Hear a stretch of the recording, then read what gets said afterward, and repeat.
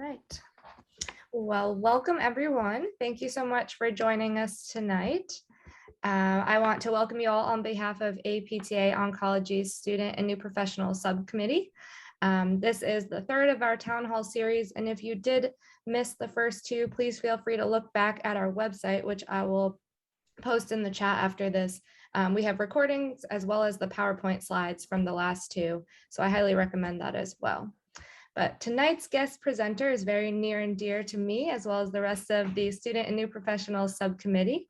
He is one of the drivers behind this group and has been a great mentor to students like myself, in addition to a role model for many new professionals interested in stepping into oncology rehab.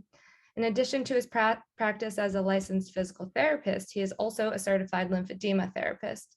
Tonight's guest speaker works at UF Health, Shands Cancer Center, in the bone marrow transplant and hematological oncology units. He is an exemplar of an oncology rehab advocate, improving the quality of care provided to patients and expanding colleagues' knowledge of the rehabilitative needs of patients across the cancer continuum. So tonight's presenter is the one and only Shai Sewell. So please join me in giving him a very warm welcome. And I will pass it off to him. Cool. Thanks for that beautiful introduction. Let's see here. I'm going to share my screen real quick. Perfect. Okay. Looks good. Okay. Thanks, Stephanie. All right. So thank you for that wonderful intro. Feel free to ask questions throughout, but I'll most likely address them towards the end, at the end of my presentation. So I'll be talking about bone marrow transplantation and the implications for PTs. It can be for other rehab professionals as well, but specifically from a PT standpoint. Some quick disclaimers. I am not a medical doctor, so some of the information here I really don't know that much about, and it's more personal experience. So I'm not a pharmacist, doctor, PA. So anything that you hear here that seems like it's not necessarily PT related or more medicine related, please dig in on your own time or ask someone that may know a little bit more. And the presentation covers just some very basic rehab implications. So there's a lot to learn about the bone marrow transplant. I still consider myself sort of a beginner. I learn something new weekly that I just have never heard about. So I'm still a beginner. It just covers some very basic stuff. And then while some of these processes for BMT, so bone marrow transplantation,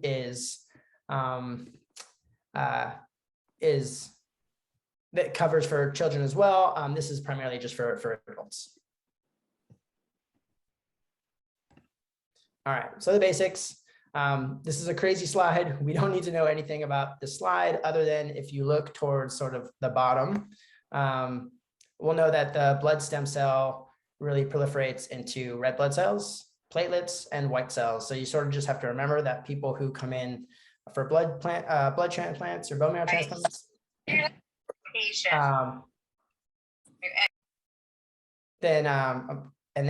they come in for bone marrow transplants, some of these cells will be affected. So they may have lower red blood cell counts, platelets, white blood cell counts. So there are two types of transplants. We have, you'll hear me just say auto or allo, so autologous stem cell transplants or allogeneic stem cell transplants.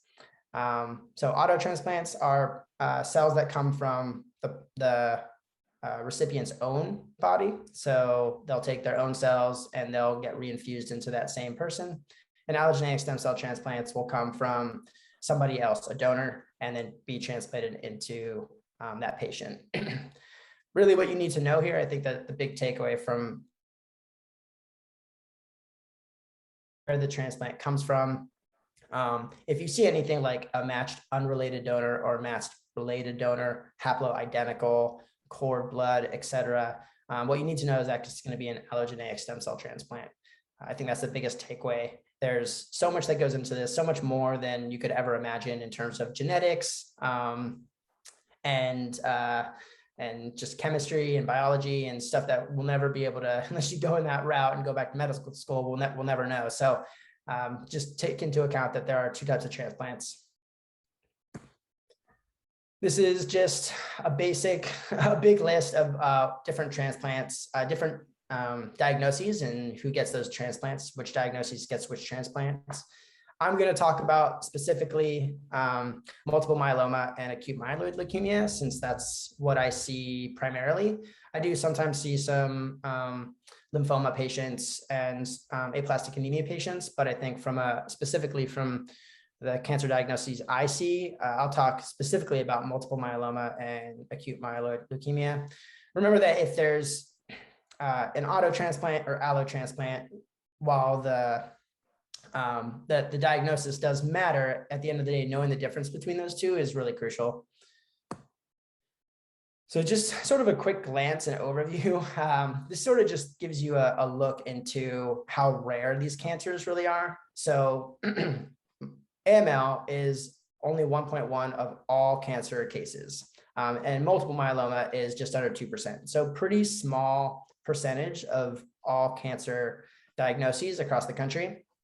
I think what's even more shocking and sort of something to pay attention to, and where rehab really plays a role, is the survivorship. So if you look at the 1-year survivor of AML, it's hitting close to 50%. So 50% of people who have a diagnosis of AML, and I'll talk about later, get allo transplants will die within the first year. And if you look at multiple myeloma, while the 1-year survival is higher, it's still, if you look at the 5-year, 50% of those, just over 50% are surviving up to 5 years. So what I really take away from this is that survivorship and quality of life in that short time frame is extremely important, and what we can give back to those patients in terms of what I'll talk about, fatigue management, quality of life, is really crucial. So in acute myeloid leukemia, usually when patients come in, they're given induction therapy. So induction therapy is sort of how it sounds. It's made to induce remission. When patients come in and they're in the ER for whatever reason, they usually come in with symptoms such as they're found to be anemic, maybe abnormal bleeding, things like that, and they get worked up and they are found to have AML. It's considered a life-threatening emergency, and so they're immediately admitted into the hospital, and primarily because of leukocytosis, so having increased white blood cells, and just because of the side effects that can happen physiologically from having increase in white blood cells, as well as blasts, so immature white blood cells in the marrow. So they'll come in and usually they'll get, if they're worked up and they have newly diagnosed AML, they'll be given a treatment called they call it 7+3 for short, but what it is it's 3 days of daunorubicin and anthracycline and cytarabine for 7 days. And that has a little bit of an overlap. So cytarabine is given day 1 through 7 and daunorubicin is given day 1 through 3. So there's an overlap. It's really just 7 days of chemo. That's a lot to know, but really what you need to know is this is very common. If you work in a bone marrow transplant unit or a hospital that does bone marrow transplants, you will see AML patients come in and they will be getting 7+3. And we'll talk a bit more about that. So induction therapy, one of the things that they tried to induce, so they're doing this on purpose, is severe myelosuppression. So decreasing the counts, your white blood cell counts, and red blood cell counts and platelets. So they're giving you chemotherapy essentially to wipe out that marrow. So you'll see patients who are neutropenic, no white blood cells, and thrombocytopenic, no platelets, and as well as anemic. The induction therapy can cause acute, and that acute can turn into chronic myocardial toxicities due to the high dose of anthracyclines. Severe fatigue, which is multifactorial, it can be due to the cancer itself being, anemic, the high metabolic rate of cancer, as well as the chemotherapy, as well as GI distress. So these are just some basic, these are the ones that may affect functional mobility specifically. So there are tons of other side effects of induction therapy, but these are the ones that will, I think, really affect how we treat these patients specifically and what we need to look at to understand what this patient is going through in terms of how they're going to move and how much fatigue or what kind of disabilities we'll see in that patient. And so a little more on cardiotoxicities, because that's something that we'll see pretty often with these high dose anthracyclines, such as the daunorubicin.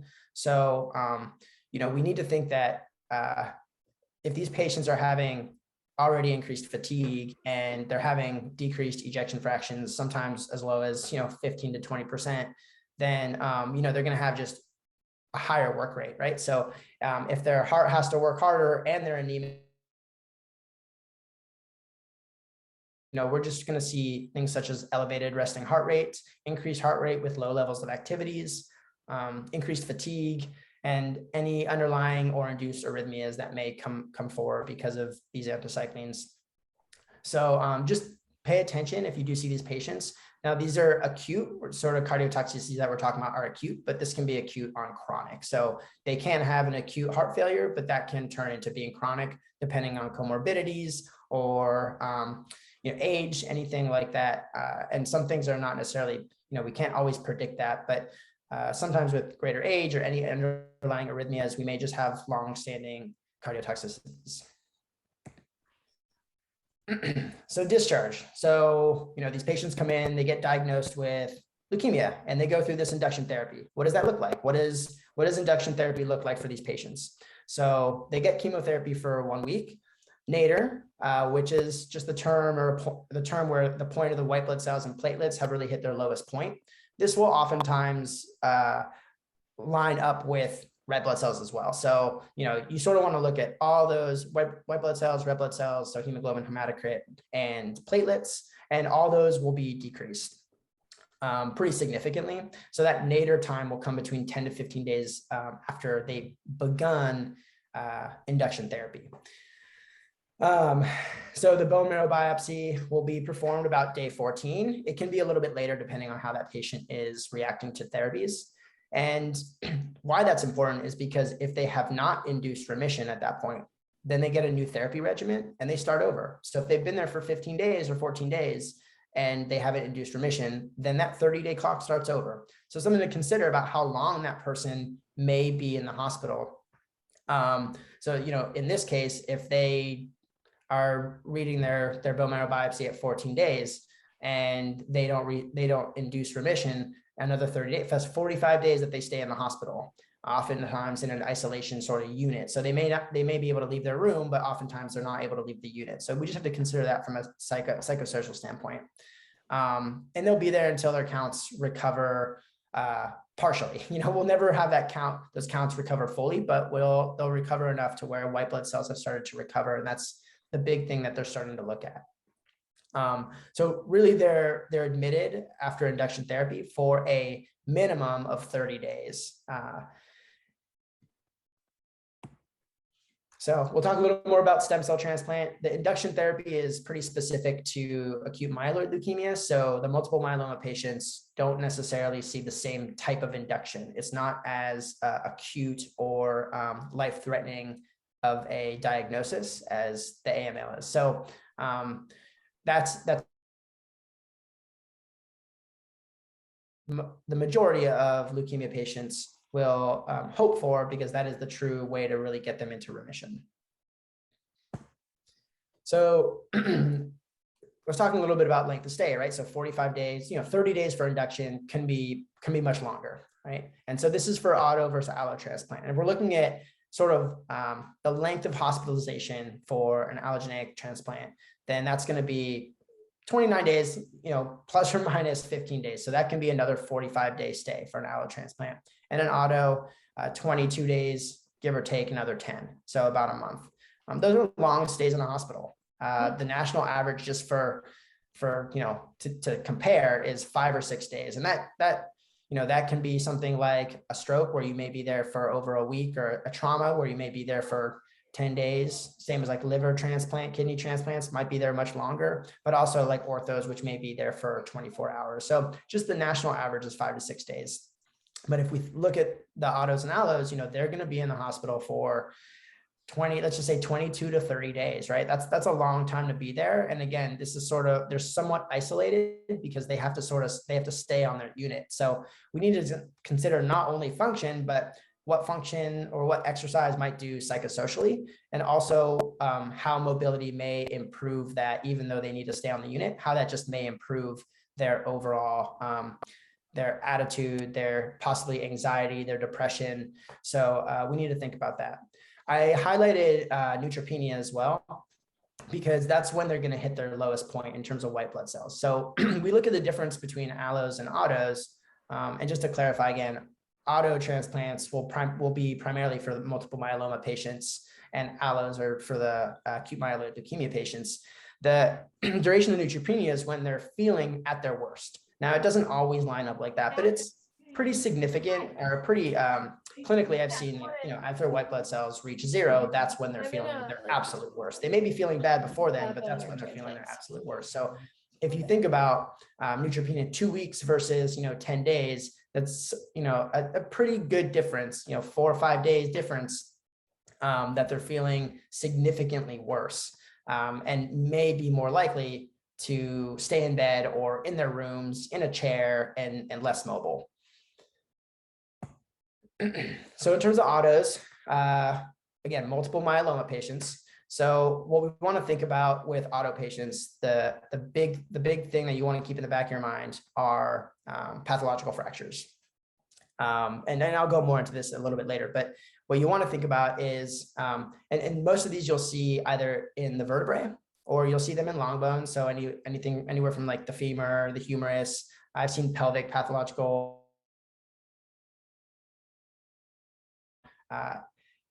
80% of myeloma patients at diagnosis are found to have bone metastases. And this is pretty significant. We have to think that a good majority are having some sort of metastases to bone. And we really need to consider how that's going to affect pain, function, and what that means for us. I mean, that's something that we really need to consider from a clinician standpoint. We need to be pretty well versed in what can we do and what can't we do, right? How not to put this patient in any more danger than they may already be. So in terms of an allo stem cell transplant, we talked a little bit about the 7+3, right? The difference between allogenic stem cell transplants and auto transplants, well, another difference is that the allos may be admitted for, let's say, 5 to 7 days. That's depending on their regimen prior to transplant, compared to the autos, which may be admitted maybe like 1 day prior to transplant, sometimes upwards to 3, again, depending on the regimen. Overall, we just have to think of average length of stay. Again, that 29, close to 30 compared to 21 days is significantly different, as well as their incoming chemo regimen. As we mentioned, that 7+3, their induction therapies compared to myeloma is also very different. So they've already had a 30-day stay, give or take, with really intense chemotherapy. So this patient, after they've been discharged, is only recovering until their transplant, which can happen quickly or it can happen slowly. So we just need to think about, how quickly did they have to recover before they got transplant? How much of that function, how much of that independence, how much of that strength and aerobic capacity have they actually regained before they've come back for that allo transplant? So I see a lot of patients who, prior to coming in, get what's called TBI, or total body irradiation. It can be used for both auto and allo. I've seen it primarily for allogeneic stem cell transplants, but it can be used for both. And it's a supplemental myeloablative treatment. And again, myeloablative treatment is to induce sort of thrombocytopenia and sort of pancytopenia as a whole. So you want to decrease red blood cells, platelets, white blood cells. And this is an image of sort of how they do that. So just imagine sort of off screen there to your, I'm hoping it's not mirrored, but in front of that man, there's going to be a big beam that's just radiating his whole entire body. So most of the time when we think about radiation, it's sort of localized, right? We think about axilla for lymphedema or for breast cancer patients. We think of head and neck cancer patients, it's going to be localized to the neck. This person is getting full body, I mean, head to toe, not missing an inch. So we need to think about what that does to the body. All inclusive, but nausea, mucositis, so having mouth sores, idiopathic pulmonary fibrosis, renal failure, and just severe fatigue. Some medical complications of stem cell transplants. This is not all inclusive. This is very specific to what I would consider what might affect us as rehab professionals, as opposed to maybe every single side effect that might happen, such as like acute kidney injuries or, like I said, idiopathic pulmonary fibrosis from the radiation therapy. These are specific to what I think are going to affect this patient's function as a whole. And so we have acute graft versus host disease. I, unfortunately, because I have short period of time here, I didn't go much into graft versus host disease. It could be a lecture of its own in terms of the side effects and the rehab implications for graft versus host. But just know that the most common organs that graft versus host affects is liver, skin, and GI tract. So why, liver, although it can cause increased bilirubin and lots of other side effects, to me, the most important is skin. So it can present itself like scleroderma. And the GI tract, I think, is just almost as important because it affects nutrition and diet. And while these patients already have decreased sort of nutritional intake, they're probably not as hungry. They've lost some taste buds from chemo. Having this early like GI graft versus host may cause them to have less food intake or diarrhea, where they're not taking in any nutrients through their colon. And so it's important to consider that may have a great effect on their mobility if they're not getting good nutrition for, let's say, weeks, right? Neutropenic fevers, upper respiratory infections, and then again, chronic graft versus host disease is just it's graft versus host disease, but one that's gone on for longer than 100 days. And that's how they clarify it. And then long-term cardiovascular complications. Again, this isn't all inclusive. So if you want to learn more about like graft versus host disease specifically, there's a lot to learn about that separately. So this was something that I don't think a lot of us consider, because when we think immunocompromised, we think low white blood cell counts, right? And we think, oh, their immune system can't really fight these pathogens. But I think it takes in a new sort of consideration for bone marrow transplants, because when someone has a low immune system, there's two types of immunity. There's cellular immunity and humoral immunity. And cellular immunity is essentially our cells being able to protect anything internally within our body, right? And then humoral immunity protects us against extracellular, so things coming from outside. So when you're born, you start to build some cellular immunity, but really it's the humoral immunity that as a baby, you're exposed to all these different bacteria that creates this humoral immunity. So this exposure to life essentially is what creates humoral immunity. And bone marrow transplant patients have to start over, right? So if this person is 65 years old and got a bone marrow transplant, they have whole new humoral immunity, which means that if they're exposed just to things they're basically exposed to our everyday life that we can walk around in, they can get severe infections. So a lot of times, and this really depends on where you live, things such as just simply as spores from just plants in the garden, just little spores like that can cause severe fungal infections that will put them in the ICU. So lots of times, patients can't go and garden, and patients can't go just be out in the community. And so I think we need to consider, when it comes to rehab after transplant, what does that look like? Can they just go into a clinic even with a mask on and feel comfortable? And maybe they can't. Maybe that's why they're being so protective all the time, because being immunocompromised sort of means two things, I think, for bone marrow for us, compared to bone marrow transplants to maybe another chemotherapy patient. So we'll go more into some rehab complications finally. And we'll talk a bit more about bone metastases. So in the acute care setting, because these patients are admitted in the acute care, we know that one day of bed rest can lead to 1 to 2% of lean muscle loss. And I'll just sort of read through these just so we get an idea, the idea that lean muscle loss is really the key here, right? There's lots of weight loss and appetite changes prior to an accurate diagnosis. Oftentimes patients come in and I haven't been eating well, I've been losing weight, I haven't had an appetite. And so because of that, based off of age-matched controls, we've seen that people who are diagnosed with cancer at diagnosis have actually greater lean muscle loss than their age-matched counterparts. And so we've seen that people at diagnosis have already started to decline a little bit. And then on top of that, chemotherapy will cause further decline. And while this doesn't necessarily carry over to hematological malignancies, we know that the presence of sarcopenia in solid tumors is associated with poor overall survival. And so we just think about this as these patients coming into the hospital, right? And they have to eat one hospital food every day, which I wish was better. And then if they're going to be bedridden or on a unit for the majority of the time, even if they move what we would consider a lot or participate in some sort of therapeutic exercise throughout the day, we need to consider that it's probably much less than they would do if they were at home. So regardless of how much we do, what does that patient look like when they come in? And what do we really need to work on? And how relevant is it, right? Do we want to load this patient if they're already sort of looking like they've had severe muscle loss and are going to have decreased diet? Or do we want to focus on function? And that'll be a good transition, because I want to talk a little bit, especially in the acute care setting, and I think this can carry over to any aspect of acute care, but specifically for bone marrow transplant, is sort of comparing like, what are ADLs, what is physical activity, and what is supervised and therapeutic exercise, right?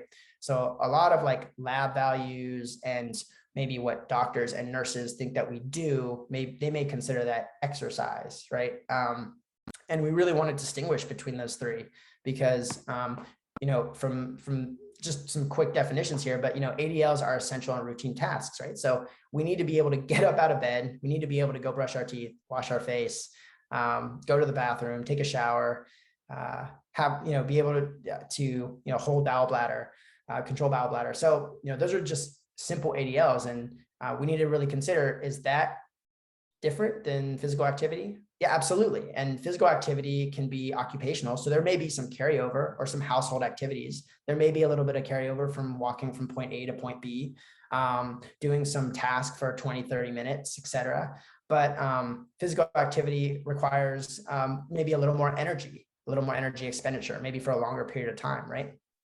And then again, exercise, which is a subset of physical activity, but also its own sort of like definition there, right? Because it's structured, it's repetitive, and there's an objective.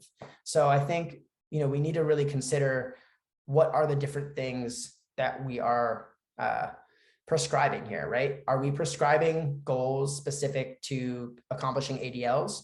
Or physical activity or exercise? And how do we define that? Because I think our words are really important when we're talking to physicians, nurses, just any medical professional, that what we're doing may not be exercise, right? Them getting up and going to the bathroom is not exercise. While it may be hard for them as a patient, it is not exercise. And it is a simple ADL that we can accomplish. So as you can see, there is a little bit of overlap between all of them. But again, distinguishing the difference between the three is extremely crucial. And it's also crucial when we talk to our patients. So it's important to define, what we're doing when we maybe go for a walk just to get them out of bed because they've been in bed for 3 days with some GI distress, is not necessarily, exercise. That should be part of an ADL, or maybe some physical activity, but it may not be an exercise. And we do also have to consider, what if that patient has an elevated heart rate because they're so anemic? Exercise, but we really need to use our clinical decision-making on deciding, what are we doing? Is it an ADL? Is it physical activity, or is it exercise? And what is of course, our end goal? And so here are the goals, right? With that in mind, how do we address patients' goals, right? And then how do our goals, sort of our internal goals, how do they interpret for that patient, right? So if that patient wants to be able to go back and play with their children, like, how do we get them to participate, or have salient type goals where they can participate and feel like they're included in something that betters them as a person and is productive for their rehab. This is also this could be a whole talk about patients setting patient goals and how we get them salient and how we do that creatively in the acute care setting. So I'll just leave this here so you can think about that. But realistically, we need to make our personal PT goals that we've maybe set for this patient and make it salient for them. So real quick, we went over ADLs versus physical activity versus exercise. And these are, these can be looked up in the acute care guidelines. These are pretty basic lab values sort of set up for activity. And really the big takeaway here is, it's up to you as a clinician to make the appropriate decisions, right? And how you're going to treat each patient. I've had patients come in who are 28 years old and are weightlifters and have struggled severely bad with the treatments, but they have recovered. And how I treat them might be a little bit different in terms of load than how I treat maybe a 65-year-old with some comorbidities and decreased mobility. So, my 25-year-old weightlifter, I'm not as scared to do some resistance training with, even if platelets are low, because I know that his baseline may be a little bit higher. Am I going to have him Valsalva and throw, his normal 280 on his back for a squat? Probably not. But can I load him a little bit more without being as worried? Probably, because his baseline is higher. So I think this is where we need to make our clinical decision and use some of the research and the data, as well as our clinical decision on how we're going to prescribe the appropriate exercise or sort of goals for that day for that patient. And remember that they will consistently fluctuate. So the big thing with bone marrow transplant patients, which keeps things interesting, but also can sort of just throw you for a loop, is that every day can be extremely different, especially in the acute care setting. And that's why they're there, right? They don't do this infusion and then send them home because so just some things to think about when you're actually working with these patients, right? And just as a quick caveat here, every clinic may have sort of different baseline levels. So for me, at my clinic where I work, at my hospital, they wait to infuse when the hematocrit's at 20%, right? So, and they don't even look at necessarily hemoglobin for transfusions. While they may run pretty parallel, they don't look at hemoglobin, they look at hematocrit. And so it's important just to use your hospital's policy, but also, again, you can use your clinical decision-making skills for the positive. So we'll go a bit into bone mets. This is a lot. This is a lot to know. This dives a little deep, but it's something I really enjoy and something I'm really passionate about. So I think that I dive into some bone met scoring systems here. It's good for your clinical decision-making in the outpatient setting, in the acute care setting, wherever you are. But these are not diagnostic for PTs. They are good to knows. They are not need to knows. But it is a good way, again, to sort of try to prove to the medical team that you know what you're talking about, that you know the side effects and the pathophysiology, and you know how you can sort of safely continue to mobilize patients. And so for the Morell's scoring system is used primarily for long bones. So humerus, radius, ulna, femur, and then there's a specific grading scale for the trochanteric region. I didn't include photos here, so I'm sorry about that, but you can easily look up the Morell scoring system and sort of see how that plays into your clinical decision-making. There are also some newer systems now with sort of 3D imaging to better diagnose patients and put them either at a mild, moderate, or functional risk. But this is good for, especially for an outpatient clinician, or if you want to, for me the other day, I had to reach out to orthopedics, and, a internal med doctor was like, can I just put weight-bearing precautions in? I was like, no, we should actually contact the ortho team. This is something that they need to prescribe, and they need to give us the weight-bearing precautions. And then this scoring system is primarily for, is only for the vertebrae, right? So we sort of see that if less than 50% of the vertebral body is affected, or the pedicles are not affected, and or there's no posterior element, then that patient may be safe to mobilize, right? And the opposite is true. So if greater than 50% of the vertebral body is affected, the pedicles are affected, or the posterior element has some to mobilize.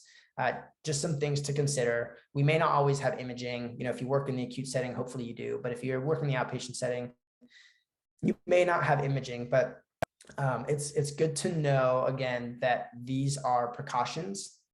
And if we know where the metastasis is or how much of the bone it takes up, we can make some important clinical decisions on how much we can progress this patient's exercise routine and or mobility. And some considerations, again, consult further medical provider. We are not the ones that should be making these decisions, whether a patient is non-weight bearing or should be doing some Therex. We can make our clinical decisions based off of some of these precautions, but we should not be making these decisions alone as PTs. So some things to consider. These are on the, you'll see some general safety measures. This is a great article by Mosters and Nicole Stout, and they have a lot of safety implications, but some considerations for bone met: always continuously assess pre, during, and post intervention. You want to assess pain, any change in neurological symptoms, and then a new or change in limitation of movement. So if that range of motion is severely decreased throughout that session for whatever reason. So I'm going to dig a little bit into the evidence. I'm going to try to finish up here relatively quick so we can get some questions in. But so this is just some evidence that I found. I tried to do a pretty brief review. I didn't do like a full systematic review, but I tried to do a pretty good review on some of the systematic reviews out there or the meta-analyses. And we're going to talk about sort of the state of the evidence and if rehab is even indicated for this patient population. And so this talks specifically about prognostic importance of pre-transplant functional capacity, right? And we have to consider how they measured functional capacity.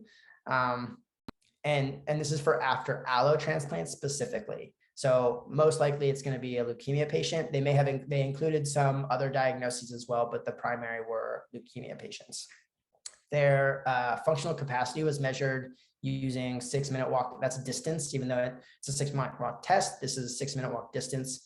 And while it did have a good predictor of clinical outcomes, it did not provide prognostic information or have prognostic importance.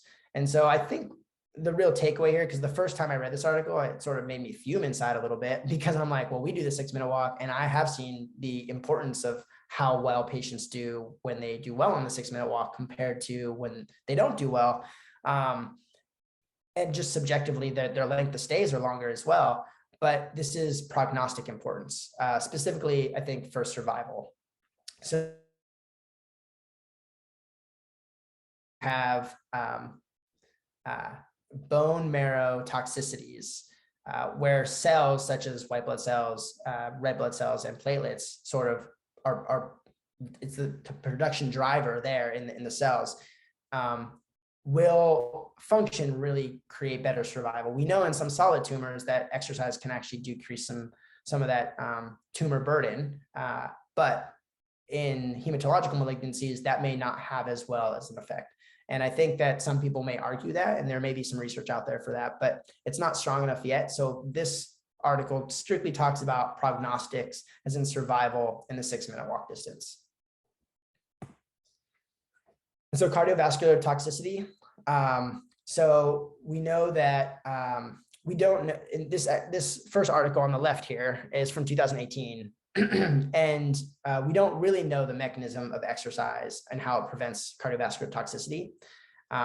These again are on solid tumors. So while we don't have a lot of information on hematological malignancies and exercise, but for solid tumors, we know that poor cardiorespiratory fitness is associated with increased acute and chronic toxicities, as well as higher symptom burden, such as fatigue, and increase all-cause mortality and cancer-specific mortality. So if we can prevent cardiovascular toxicities, then we may be able to improve sort of life as well as quality of life. So overall survival and quality of life. we really want to consider how to translate this into hematological malignancies again, right? So while their overall survival may be shorter, especially for acute myeloid leukemia versus multiple myeloma, but we want to consider sort of, I think the big takeaway here is fatigue. Like, how can we prevent cardiovascular toxicities, assist with maybe reversing cardiovascular toxicities, or even better, understanding that with these toxicities, we're going to have increased fatigue, right? So it's not only fatigue from the cancer treatments, but these cardiovascular toxicities may increase that fatigue even more so. And then another research article that I think just came out, maybe I would say within the month, maybe two, how exercise can offset the anthracycline-induced cardiotoxicity. And so while there isn't a lot of evidence in the human model, there is some pretty significant evidence in the marine model on how certain exercise doses may actually be cardioprotective against anthracycline treatments. And so just things to consider. I think if we tried to translate that to hematological malignancies, I think, again, we would find reaching those exercise levels may be a struggle with this patient population as they come in. And I would say that they have significantly more muscle loss at that time of diagnosis than maybe the average person who gets diagnosed with cancer. So exercise, fatigue, and quality of life. So what I love about this article that sort of contradicts or maybe can further dive into that first article by Lee Jones is that here they find that exercise has an extremely positive effect on lower extremity strength and quality of life, especially if it is started pre-transplant. So while we may not, let's say, improve overall survival, so increase months lived, we may have increased quality during that time of survival. And I think this is a huge takeaway because as I've mentioned a couple of times through this presentation, that we want to think about, especially in the beginning, how the survival is so low, right? The 1-year survival for AML is really low, and for even the 5-year survival for multiple myeloma is so low that we want people to really get some good quality of that remaining time that they have with their family, with their pets, with themselves. We want that to be quality time, not just time where they lived. And that's what we do as rehab professionals. We give them quality, right? We give them quality of survival as opposed to just the months, just that number that physicians might tick off, like, oh, they lived this long. Well, great, but how did they live? Were they in bed? Were they getting bed sores? Like we need to consider how they lived, not just that they did live. But they did find that sort of on another side of things, that exercise did not have an effect on cardiorespiratory fitness, upper muscle strength, psychosocial effects, or fitness. And that was meant to read that there are no adverse events with exercise. So I think more research obviously needs to be done with hematological malignancies specifically, but I think this is just a really good start to know we do have an effect on quality and strength, right? So I couldn't go a whole lecture without mentioning bounce and falls. I feel like I should have probably spent half the lecture on bounce and falls, but people who undergo allo transplants are at a 3-time higher fall risk than auto transplants. I did not find the specific number. The study did not look at auto transplant falls compared to like age matched. But we do have some basic standardized measures for the cancer population as a whole that we can use. Unfortunately, none are validated, again, for the bone marrow transplant specific population, but I think it's, we have a really good balance and falls. And the EDGE task force has a list of 5 recommended tests that we can use. And the 2 I didn't include here are the Fullerton Advanced Balance Scale and the Balance Evaluation Systems Test. I didn't include those because they're a little bit longer. I chose 3 that I thought were quick and easy and a really good assessment. And I was actually talking today with a colleague about how, this is sort of using these 3 as a good battery, because while the timed up and go does use balance, gait speed assesses balance, sit to stand also assesses balance. We can also sort of divvy these up. And if you do these three, which shouldn't take you, more than 5 or 10 minutes to just get all these just done with, gait speed also can measure dynamic balance, right? The timed up and go does dynamic balance and a little bit of just functional strength. Can they get up from a chair? And of course, the 5 times sit to stand, while it is a good assessment of balance, it can give us a little bit of insight into their strength as well. So I think we have a bit of a battery they can use here. Orthopedics uses sort of orthopedic clusters, or they did when I was in school, to sort of assess, shoulder dysfunction or knee dysfunction. And I think we can use this sort of cluster to really suss out what we want to work on specifically. And so these are sort of this is my own input and my own caveats, I think, to strength training, aerobic conditioning, and then sort of balance, right? And so for strength training, in terms of multiple myeloma, you want to avoid 1 rep max or any heavy lifting on that affected side if there are any bone metastases, right?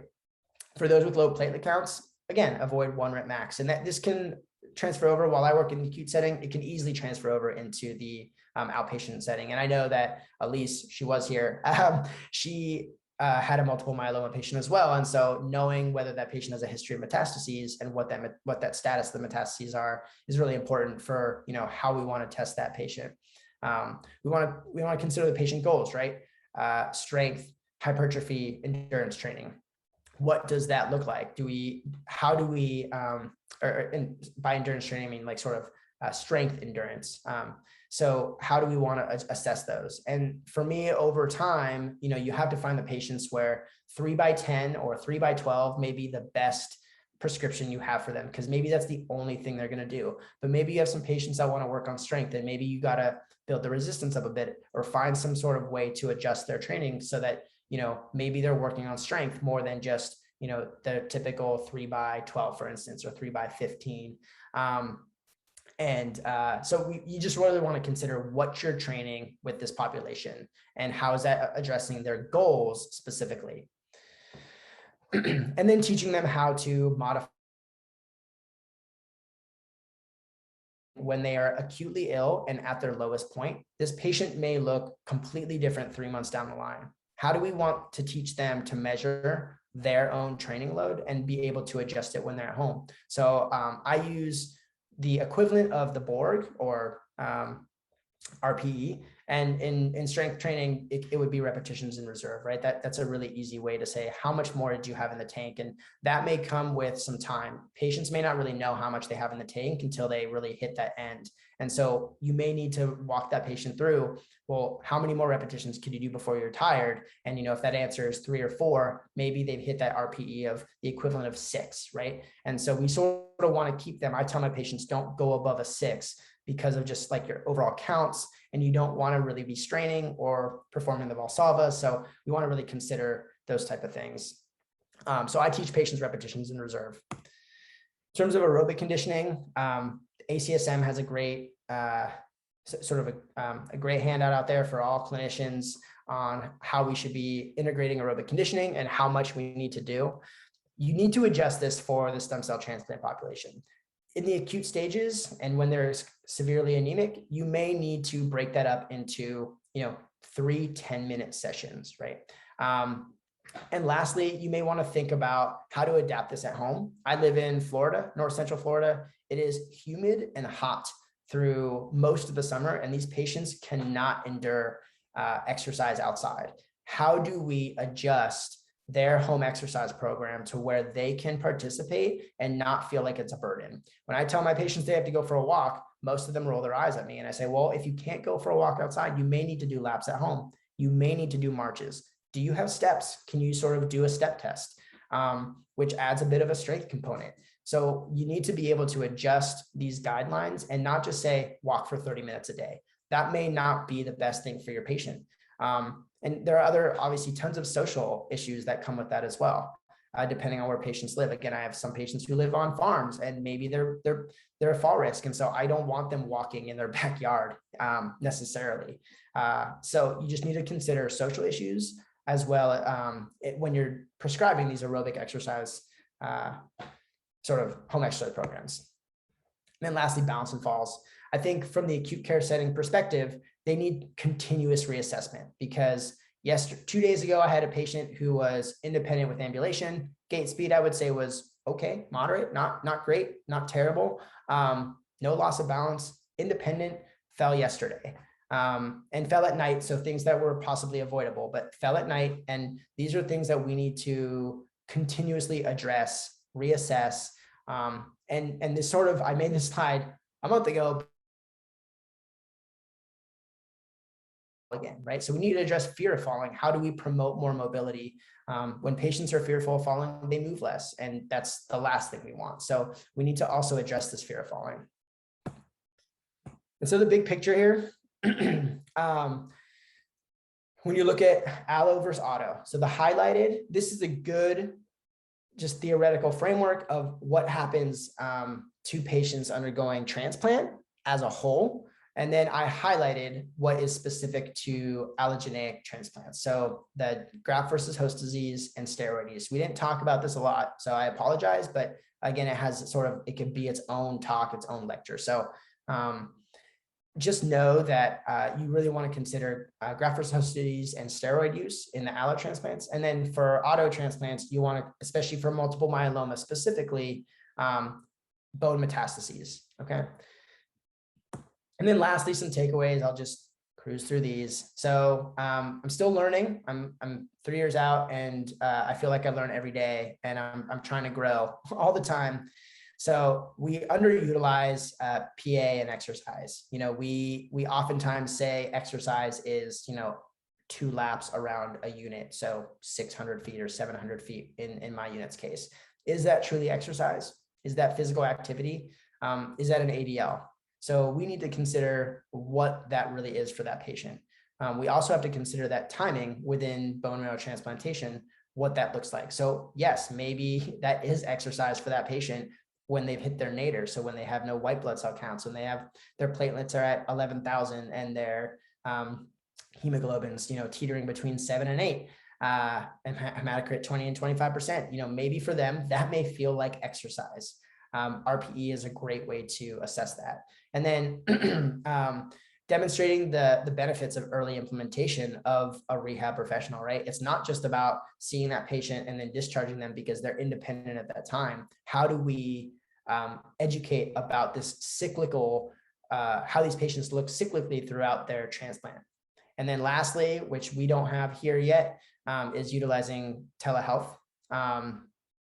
And it's, I guess it can sort of mix with prospective surveillance, because utilizing telehealth to continuously assess these patients and how they're doing functionally. And I think realistically, if we utilize telehealth more, we'd find that they actually do pretty well down the line, but that we could probably implement some more balance and some more strengthening and endurance to have them even a better quality of life for these patients.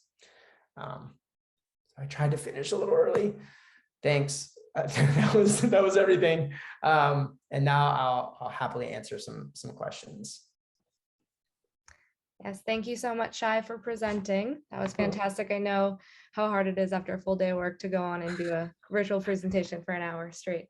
But that was amazing. And I hope that everyone can appreciate that a lot of the concepts tonight that were specific to bone marrow transplant and hematological cancers, I at least thought that I could take them and apply them to a lot of different cancer diagnoses. So I really appreciate you bringing in those concepts and sharing with everyone. So I do want to open it up for some questions. If you want to unmute, I'd love that. But otherwise as well, you can put them in the chat and I'm happy to read them off. I have one from Scott for Andrew, Elise, and I. And it says, do you ever have the patients use wearable fitness trackers to help assess heart rate and correlate to RPE in this population? And I actually was doing that a little bit at the other hospital I was working at. But I feel conflicted with using wearables, because I also know that patients oftentimes will see that because from in the acute setting, I see patients at rest in the hundreds, 110 beats per minute, laying down. And so for me, if they see that, they're like, well, I can't move. And for them to know what normal is can fluctuate so much. So I don't use them as much because I feel that it's almost fearful for them to see that they're in the 130s at times. And it's, I guess, on the back end, it's good for them to know if they're tachycardic, but at the same time, I think it makes them overthink.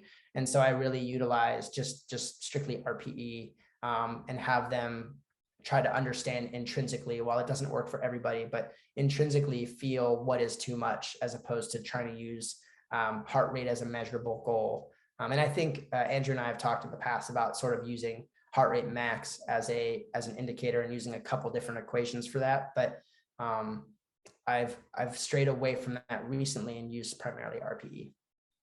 Mm-hmm.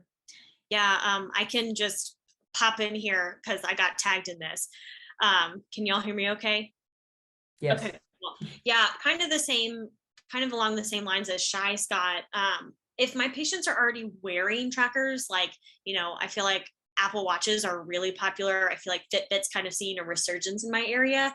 If they're already wearing it, then I might talk to them about it. But I do tend to rely more on the RPE just because so many of my patients have been on anthracyclines that, as we know, are so cardiotoxic. And, I feel like RPEs just tend to be a little better subjective indicator for those patients that they can connect a little better with sometimes than even the numbers on their trackers.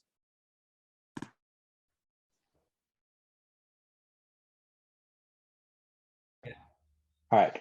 So I'm with Shai and Elise on this too. That's a great question. So we also have to consider deconditioning as well and other comorbidity factors when using heart rate. So I'll use it sparingly with if we're doing like high intensity interval training, just to make sure I'm keeping them safe. So I do write out I figure out their max heart rate. I'm like, all right, cool. We're going to stick between so-and-so, and then just basically teach them RPE. But also too, with like the wearables, I like them and I don't like them. So I get a lot of patients that are very dedicated to oh, I got to get 10,000 steps. But they come into me the next day and oh, I got 10,000 steps, but now my fatigue's at a 7 out of 10. And I'm like, oh, bro, you kind of did what I didn't want you to do. So wearables are cool and all, but you can get burned by it. The patient can get burned by them because they want those rings closed. They want to be competing with their friends. And I'm like, no, we gotta take this one step at a time. You were only getting 1,000 steps last week, and now you're trying to get 10,000 this week. It's not going to work out, and you're going to be hating me, and you're going to be hating your life. So wearables are good, but also not great at the same time. Yeah. Thanks for the input, and thanks for the question, Scott. That was a great question. We had a question from Cherie King. And so I recently skimmed an article that did a review of literature on patients with bony mets, and overall it was very supportive of exercise, including resistance training. So I tend to use more body weight for training in patients with bony mets. Any other tips? There was an article, a research presentation I saw recently that promoted pretty much neutral spine activities, right? So you can do any resistance exercises with a neutral spine. So I haven't, I don't remember the article, but I can try to find it and post it. But really, I don't have a limitation for patients with spinal mets specifically. Again, if it's in a long bone, I'd be a little more cautious. I would not overload that patient in terms of 1 rep maxing. So trying to use that reps in reserve is sort of a good way to go about figuring out what that patient can tolerate. Because even if you add too much weight, let's say at first, let's say that patient hits 6 and says, well, I can only have 2 more in the tank. You sort of have that. It's not necessarily a max, right? They've hit 6 repetitions, which isn't a 1 rep max, and gives you an idea how much towards, how much you need to add or subtract from that. So I would look at sort of repetitions in reserve in terms of measuring things for your patients. But also knowing that, all resistance training can be positive. So even if you don't think you're loading them enough, I would say in this case, especially with bony mets, loading them somewhat is better than overloading them completely, especially if this is sort of new to you and your experience that. We need to remember, do no harm. And with these patients, they are with bony, they are not fragile, but their bones may be fragile, right? So the patient population isn't fragile, but they may want to, we may want to be a little more cautious with them so we don't do any more harm, right? Because if they can't exercise and can't maintain their function, that's something else. So for me, in terms of spinal meds, I avoid any, I sort of keep a neutral spine. And then if it's, in a long bone, then I avoid any max on that long bone, and they wouldn't be able to do any resistance training unless they were cleared anyway. And if they're cleared, then you can submaximally load them.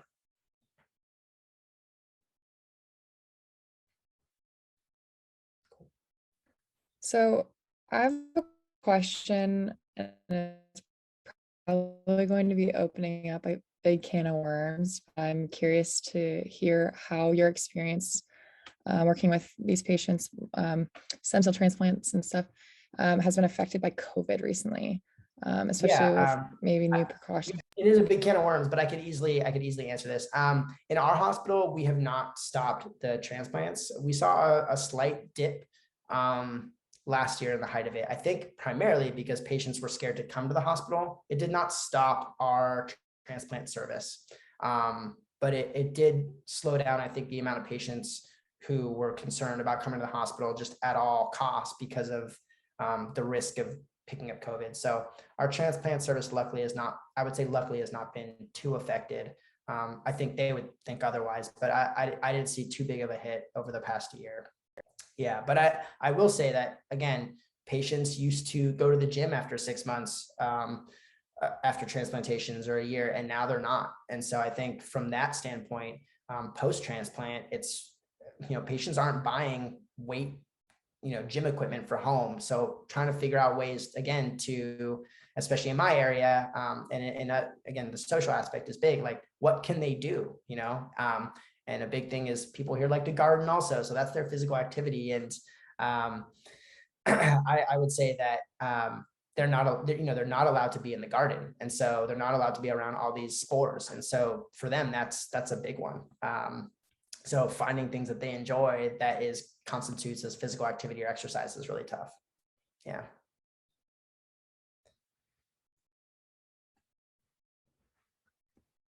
Andrew, you want to go ahead? Cool. So Shai, if you're okay too, I was going to talk about bone mets just to answer from that side. So I think that the article was the ACSM article that recently got published. It was kind of like a systematic review that you're probably referring to. And I think for my end too, but if you think about isometrics work pretty well too, but whether it's direct spinal isometrics, or if you're loading away from the bone met area, you're still going to get recruitment, especially in unsupported sitting. What I'll try and do is I'll get them in unsupported sitting, and then have them do resisted exercise, so that way we can still get the paraspinals to activate. And that's the whole thing with what a lot of that research said, that's in that systematic review, especially with the DISPO 2 articles from Rosenberger, with the unstable bone mets, is they all talk about indirect activation of the paraspinal musculature to help with pain, and to help with supporting the weakened areas of the spine too. Scott, thanks, Andrew. Scott, did you have a question? You had a little hand raised, or was that an accident? Well, first of all, this was an amazing talk. Actually, I wanted to piggyback off of your last comment, Shai, and kind of to answer Meredith's question. In an outpatient, I'm treating a young guy, 43, who had B-cell lymphoma and had an auto transplant earlier this year. He's got 2 kids, and so we've had this discussion, as school is starting up again, what are you going to do? And he said, because he doesn't have any of his vaccinations, never mind his COVID vaccination, doesn't even have his MMR yet, right? Mm-hmm. And so he said, if something happens and the kids have an exposure at school, I'm going to quarantine myself, so that way the kids can continue to go to school, right? So I think, but these are all decisions that they didn't have to necessarily make, a couple of years ago. But it's very possible that that people are more cognizant of how this affects not just themselves, but affects the overall family at the same time. Yeah, definitely. And I think that's, again, that social aspect, it's been a big hit. And that's a good point to bring up. Some of these people, especially like a lymphoma patient, they may be a little bit younger, so they may have families. And so it's important to consider what that's like for them, especially when they have to live in fear, sort of constant fear about, one, their cancer, and two, about what that's like with their family who wants to continue living. He's got young kids. He wants them to experience as much as they can, but also that fear of what's going to happen if they come home. So again, lots of social aspects with these patients we need to consider.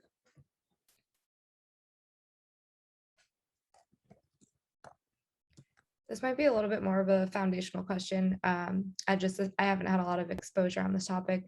Going back to the chart that looked at allograft versus autograft and the type of cancer diagnoses, I saw a trend of chronic typically is allograft, acute more autogenic, but what's the determining factor of which type of stem cell transplant they're getting?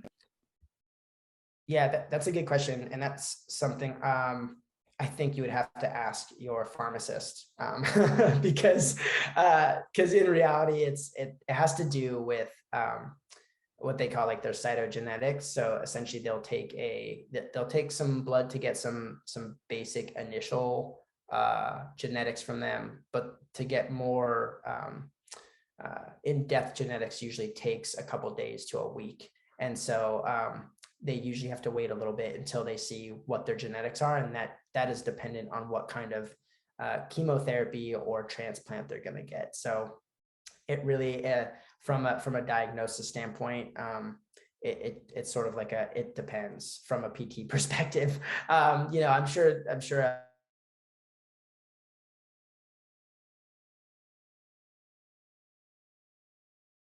But unfortunately, it's like, even in that chart, it said like some leukemia patients can get autos, and I don't remember seeing that ever, or remember hearing my attendings talk about that at all. So I think it's really dependent, and each transplant service is also different. So they may have different induction therapies and different patients they treat for that. So I think it's really and it depends. Answer. Yeah, unfortunately. No, totally fine. Yeah, I had no idea, but I'm familiar with it depends. I understand. Yeah, I wish I had a better answer. Yeah.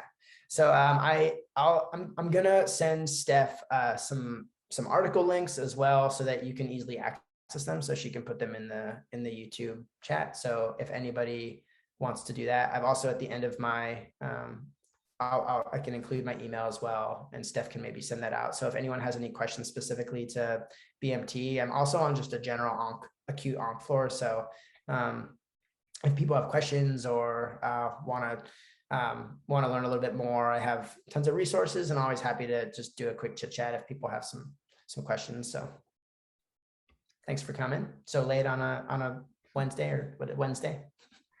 Thank you so much, Shai. Appreciate all of your time and your participation. Yeah, and like Shai said, I am happy to email everyone who registered for the event Shai's email, as well as any articles that he'd like to share. So thank you all. And thank you so much, Shai, again. I hope everyone has a great night. Of course. Thanks.